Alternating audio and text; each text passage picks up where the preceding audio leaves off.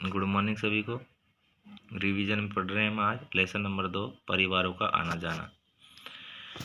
अनेक परिवार एक स्थान से दूसरे स्थान पर चले जाते हैं। ऐसा ही एक परिवार संतों का भी है।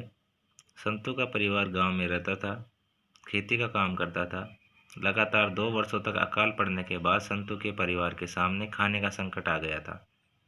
इसलिए संतु अपने परिवार और पशुओं को साथ लेकर अपने भतीजे के गांव चला गया। उसने वहाँ छोटा सा मकान किराए पर लिया। फिर वह काम की खोज में लग गया। कुछ समय बाद काम मिल गया और वह परिवार के साथ वहीं रहने लगा। वह रहना आसान नहीं था। उसे अपने गांव की याद सताने लगी। उसे समाचार मिला कि इस बार उसके गांव में अच्छी वर्षा हुई है। फिर क्या था, वह अपने परिवार और पशुओं को लेकर वापस अपने गांव चला गया। तो संतों ने क्या किया कि जब अकाल पड़ा तो दूसरे गांव में चला गया और वहां पर रहने लगा। लेकिन जो गांव का जो उसका पर्यावरण था उसे नहीं मिला, इसलिए वो वापस जब दोबारा वर्षा अच्छी हुई तो वो वापस वहाँ पे चला गया।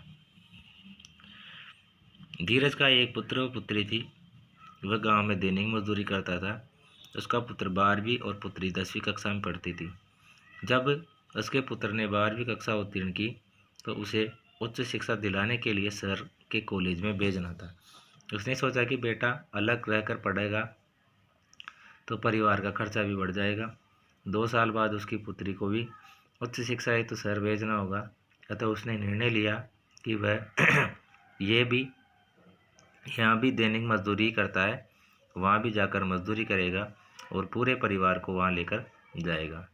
जब वह शहर आया तो उसे मकान किराए पर लेने में कठिनाई आई। मकान किराया अधिक होने के कारण उसे शहर से दूर एक कमरा किराए पर लेना पड़ा, जिसमें उसके परिवार को रहना, सोना और खाना बनाना पड़ता था। उसका पास पड़ोस भी नया था। उसे दैनिक मजदूरी के लिए अधिक प्रयास करने पड़ते थे। शहर में अधिक खर्च के कारण वह दिन में मजदूरी और रात में चौकीदारी का कार्य भी करता था। क्योंकि शहर में क्या होता है, शहर में खर्च अधिक होता है, इसलिए जब उसकी पूर्ति नहीं हो रही थी तो वह रात में चौकीदारी का काम भी करने लगा। बच्चों की पढ़ाई पूरी होने पर उन्होंने गांव वापस जाने की ठान ली। आपने अपने आसपास देखा होगा कि कुछ बच्चों को उच्च शिक्षा के लिए अपने घर को छोड़ना पड़ता है।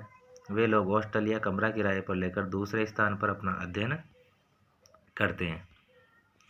जब गोविंद राम का परिवार जानियाना गांव में रहता था। गांव में उसकी छोटी किराना की दुकान थी। दुकान के व्यापार से इतनी ही कमाई होती थी कि परिवार का खर्चा चला सके। उनके पुत्र बड़े होने लगे। एक दिन उसका ममेरा भाई गांव आया और उसने उसके दोनों पुत्रों को शहर में अपनी दुकान के कार्य हेतु ले गया। समय अनुसार गोविंदराव के पुत्र चंद्रराम ने अपना व्यवसाय शुरू करना चाहा।